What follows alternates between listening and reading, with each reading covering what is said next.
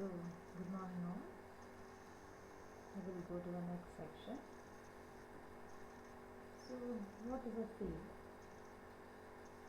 Field may be a scalar or a vector quantity and which has a value at any point in space under consideration.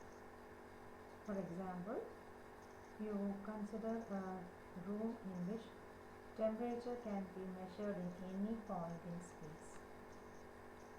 At every point in the room, temperature may or may not vary depending on the position of the windows, etc.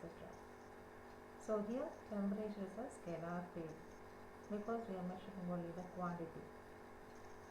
If gravitational force is considered, where the Earth's force acts on the mass at any point in the space, the gravitational force is a vector because force has magnitude as well as direction. So it's a vector quantity. Next, what is a point charge?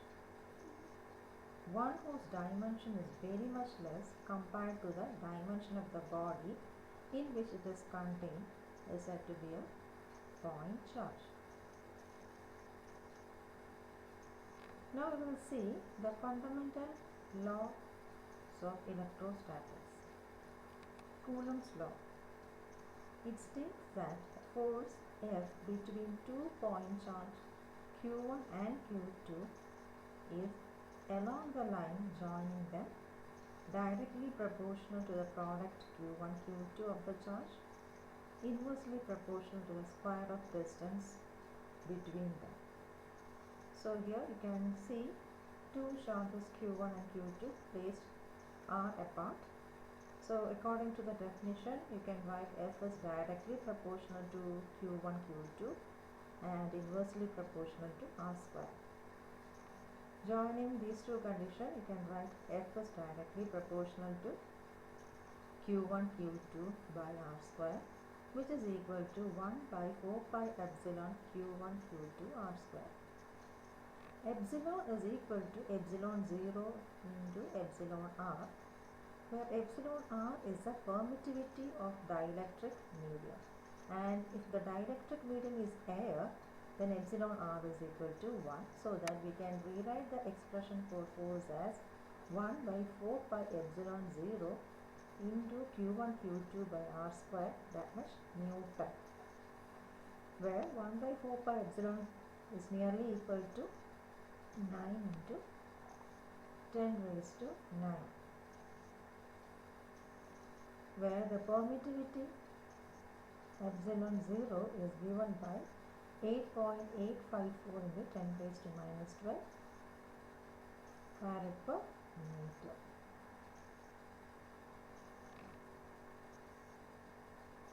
Now here you can see two charges Q1 and Q2 placed R1 to distance apart, and this is their origin, and R1 is a distance from origin to Q1 and R2 is a distance from origin to Q2. Then you have two forces F21 and F12.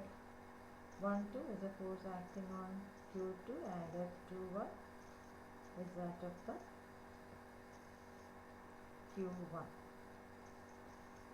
Small r1, r2, in other words, it is also known as position vectors of Q1 and Q2. These r1 and r2 are said to be the position vectors of Q1 and Q2.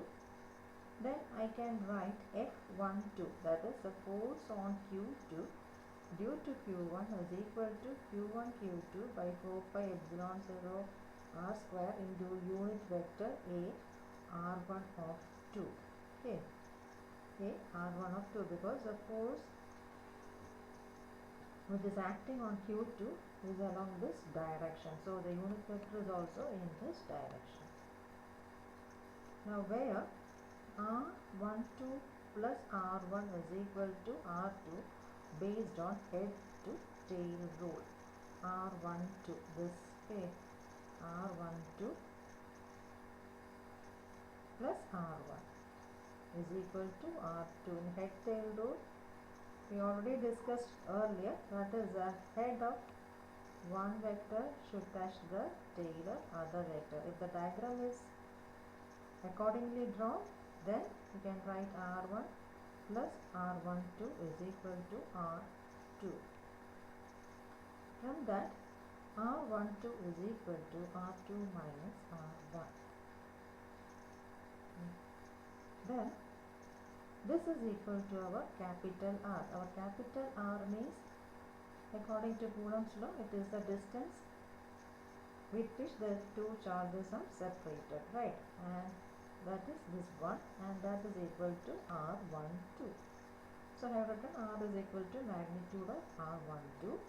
Then the unit vector AR12 is, according to the definition, R12 by magnitude of R12, which is equal to R12 by R. Here R is equal to R12, that is why here it is written as R12 by R. Similarly, F12 means the force which is acting on Q1 due to Q2. Q1 Q2 by 4 pi epsilon 0 R square into R1 2 by R. Okay. That is equal to Q1 Q2 by 4 pi epsilon 0 R cube into R12. Actually, this R12 by R is equal to our unit vector. Actually, we will write the expression F12 is equal to Q1 Q2 by 4 pi epsilon 0 R square into unit vector A R12, and here we have already derived A R12 is equal to R12 by R. So it's directly written here, okay. Don't get confused. Q1 Q2 by 4 pi epsilon 0 R square is equal to R12 by R, that is equal to Q1 Q2 into R12 by 4 pi epsilon 0 R cube. So that is equal to Q1 Q2 into R2 minus R1, here R2 minus R1 instead of R12, divided by 4 pi epsilon 0 R12 the whole cube, because R is equal to R12. R is equal to R12. So here we have the magnitude of R12 the whole cube, which is equal to Q1 Q2 into R2 minus R1 by 4 pi epsilon 0 magnitude of R2 minus R1 the whole cube. Okay. So that is the expression for F12 and F21. Now F21 is equal to F12 into minus of A R21, because you know the unit vector here F12 is the force acting in this direction and F21 is the force acting in this direction. So if you are representing A R12 as a unit vector acting along Q2, then you have to take minus of A R12 in this direction, because both are in opposite direction. So the unit vector F21 is equal to F12 into minus of A R21, where F21 is a force on Q1 due to Q2. Hence we know from the diagram F21 is equal to minus F21, sorry here it is F21 is equal to minus of F12 and AR12 is equal to AR21. Students, please make the correction here, that is F21 is equal to minus of F12, okay. Sorry for the mistake. Now we are trying to generalize the expression. If there are n charges of Q1, Q2, Q3, etc. Qn located respectively at points with position vectors R1, R2, etc. Rn, the resultant force F on a charge Q located at point R is a vector sum of the forces exerted on Q by each of the charges Q1, Q2, etc. Qn. Hence, you can write F is equal to Q by 4 pi epsilon sigma k equal to 1n q of k into r minus rk by r minus rk the whole cube. What we are doing is we are generalizing this expression for n number of charges. Okay.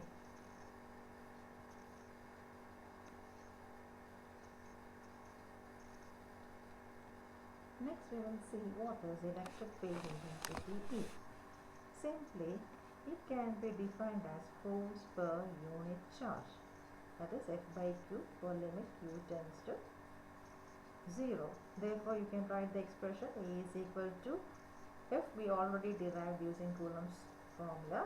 So, you can write E is equal to 1 by 4 pi epsilon 0 into Q by R square into the unit vector AR, that much volt per meter. Now this is a problem. Please go through it.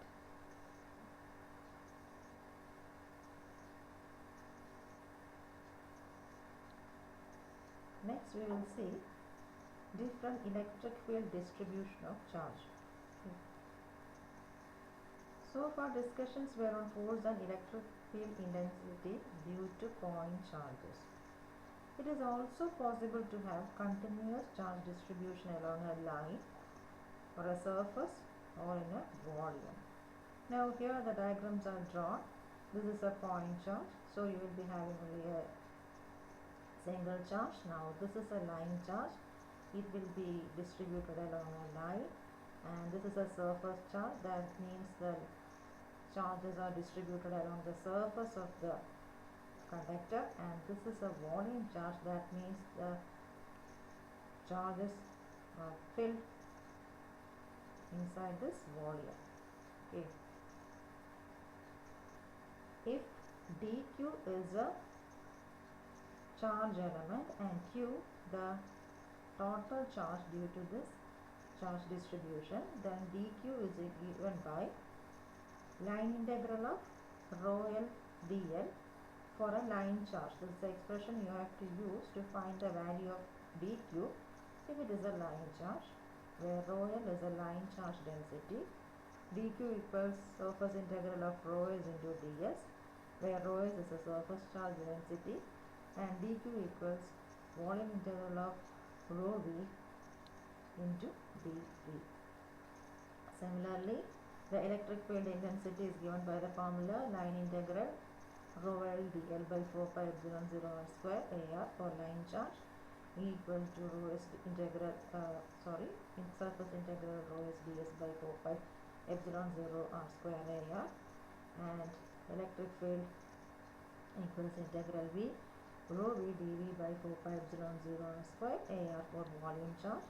And these three formulas you have to keep in mind, that is line charge density is equal to charge per unit length, surface charge density is equal to charge per unit area, and volume charge density is equal to charge per unit volume. And that's all in this presentation. Thank you.